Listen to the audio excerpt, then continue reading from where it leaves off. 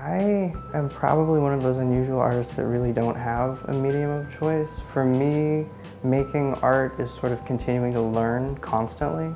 So I'm always trying to add tools to the things that I know how to do. And for me, the materials that I'm using really have to do with like what I'm trying to say, what I'm trying to make, what I want it to look like. So I'm never afraid to pick up something that I've never touched before because I want to work with metal, or this needs to be a painting. So it's this ongoing evolution of the things that I know how to do. I think I've always made art. I mean, it was something that my mother always encouraged, so growing up I was always doing it. I mean, not always considering, being an artist, but it was just always something around. Coffee. I drink a lot of coffee to be inspired.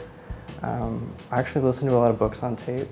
Lately, a lot of sci-fi, so I'll be like listening to books while I'm making things. Yeah, or music, a lot of Radiohead.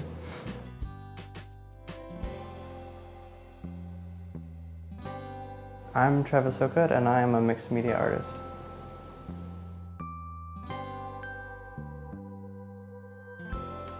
Throughout school, the best way for me to concentrate, like during lessons and everything, was actually to doodle. Like I actually learned and retained much more while drawing than just like sort of staring at the teacher. And I don't know, I was always really drawn to art classes. Like I was always taking art classes. Even in the summer, my family was signing me up for extracurricular art classes. I did a lot of pottery actually as a little kid.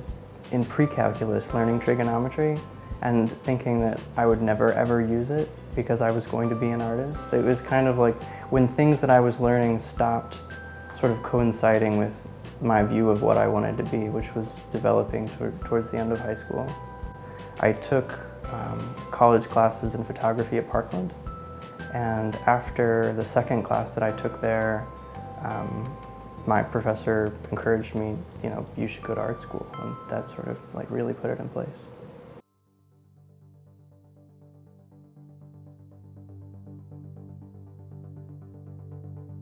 So for as long as my work has been about anything in particular, it has been about exploration, particularly space exploration.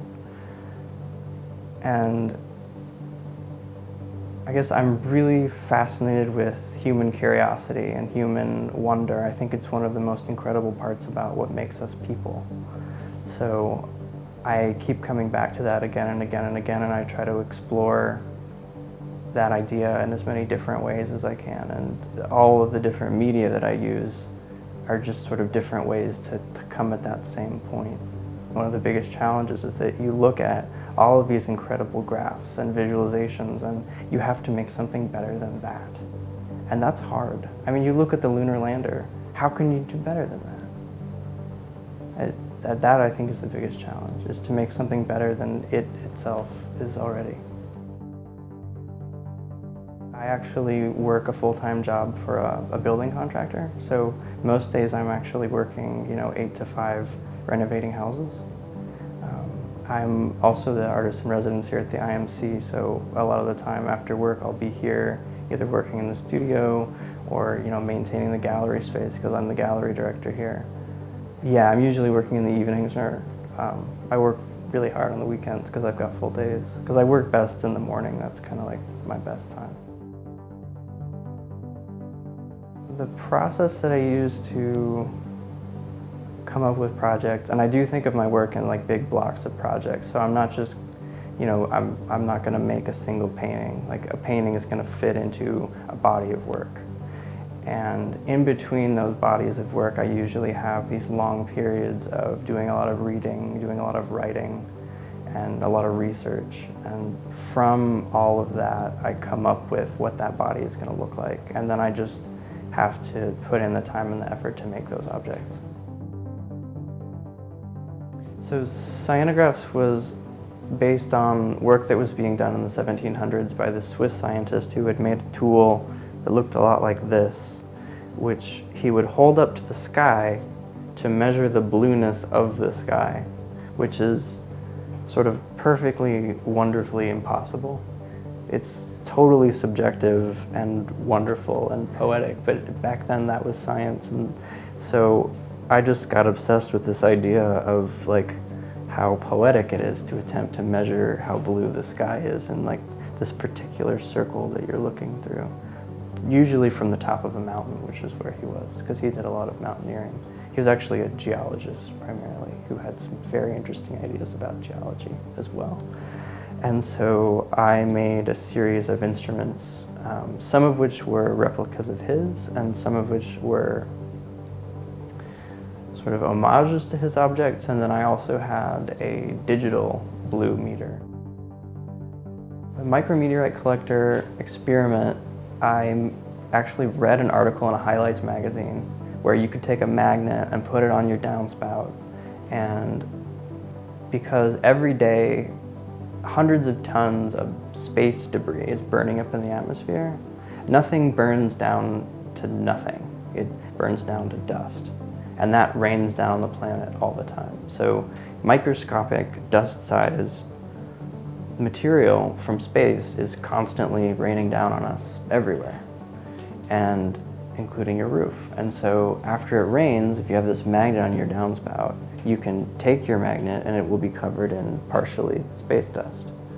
So I, using that idea, constructed this 16-foot tall sculptural object that housed a net of magnets up in its head, and I actually got to install it on the roof of a science museum for 8 months and collect samples.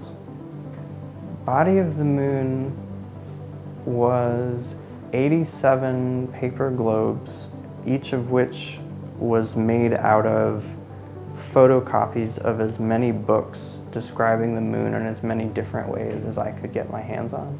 So I was sort of turning these references to the moon into, literal references to the moon. And then all 87 of them hung in a giant spherical matrix. So they sort of made up the moon. There wasn't necessarily a lot of math involved in the paper objects. I found a shape that I liked that was made up out of, I believe it was 20 hexagons and 12 pentagons. And so it was really a matter of, printing out all this material with, those shapes sort of on top of it so that they could all be cut out and assembled. It was something like 3,000 pieces total that each had to be cut out and folded and then glued together. It took like 6 months to do it. There was a ton of math in figuring out how you get 87 balls to be, on the outside of a spherical matrix. The moon isn't far enough, so I was sitting in a lecture in Boston. It's one of my favorite titles I've ever come up with. And this lecturer, who I really didn't like, said, this material is really great, it's from here to the moon. And I was not enjoying the lecture, and so my first thought was, the moon isn't far enough. So that project, that was my undergraduate thesis, and so I sort of sat down and thought, if I could do anything, what do I want to do? And it would be to go to Mars, but I can't because no one has. And so at that time I was looking at a lot of, back then this was before the Curiosity rover, so this was Spirit and Opportunity for people that pay a lot of attention to Mars roving robots. And they were up there, roving around on Mars, digging tiny holes in rocks. And I was following very closely because all of those pictures are public. Like every single picture the rovers take, you can actually download. It's free. As an American, it's one of your rights that a government program making pictures turns them over to you. So they're there. So I'm looking at all these pictures, and then I was also looking at the photographs of Timothy O'Sullivan, who was photographing the American West, taking the very first pictures of the American West. And they look really similar. And so I decided to take all of these images that were available to me and transcribe them into the processes that he was using, which is wet plate collodion, it's tintypes, it's what people were doing during the Civil War.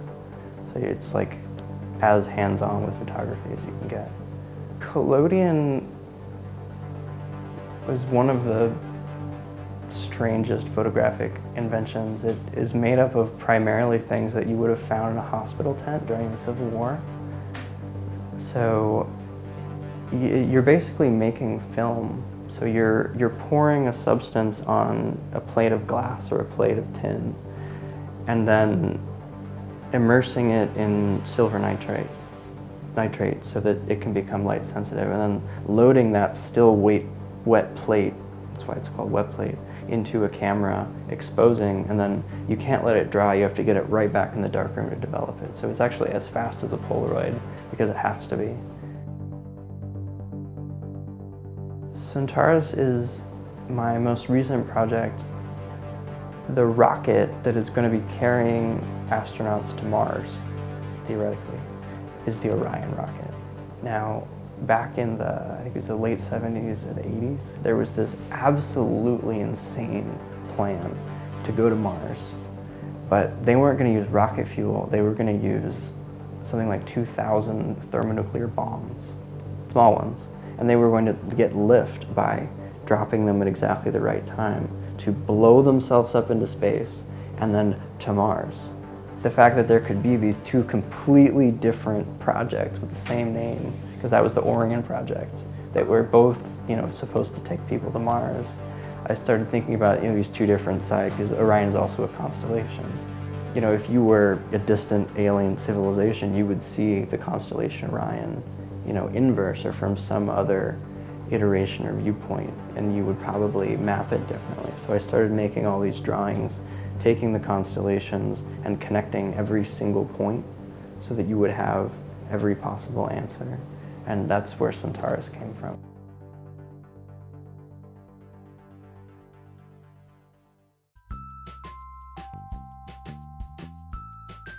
I really enjoy the research because it feeds back into the learning.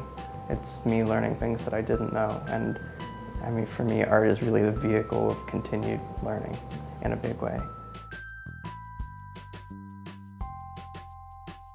I very often make really great connections, particularly with scientists who see what I'm doing and understand what I'm doing and understand that it's not necessarily scientific, but it's close enough that they can really get into it and that they can really appreciate that, sometimes when you get really analytical and really close to a topic like a lot of scientists do, that like something is lost that the public can't necessarily understand or interpret unless they know as much as you, the scientists, do.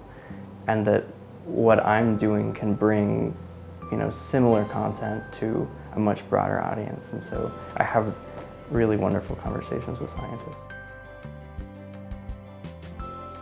A lot of artists are very geared back towards the art community, which is always a relationship that I've found kind of strange and sort of inward looking, and I think that's why a lot of art tends to, resemble itself. I really want my art to make sense and be interesting to people that aren't necessarily part of that community. That's always been really important to me. And so, even while I'm drawing aesthetic concerns from the art world, I don't ever want them to feel like they're above normal people.